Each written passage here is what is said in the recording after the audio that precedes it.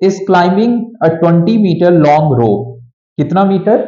20-meter long rope which is tightly stretched and tied from the top of a vertical pole to the ground.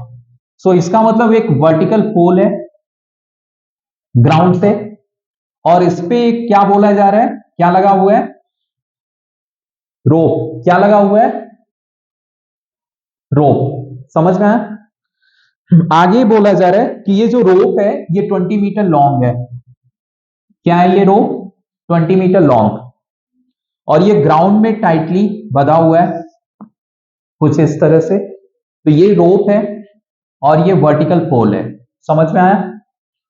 अब आगे देखो, find the height of the pole. Height पूछा जा रहा है पोल का, तो इसे h लिख लेंगे। एंड ग्राउंड के साथ जो एंगल बना रहा है रोप, वो दिया है अपने को 30 डिग्री। समझ में आया? तो यही है क्वेश्चन। अब इस क्वेश्चन में आप लोग ध्यान से देखिए, यहां पे इसको अगर देखेंगे आप तो ये एक क्या है? राइट एंगल है यहां पे, है ना? राइट एंगल ट्रायंगल, ये पूरा कंप्लीटली दिख रहा है ना?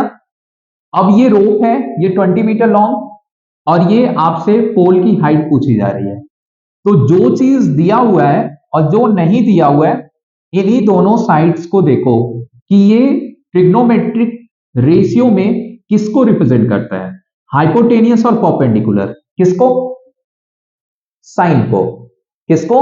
साइन को। साइन होता है परपेंडिकुलर अपॉन हाइपोटेनियस। समझ में आया?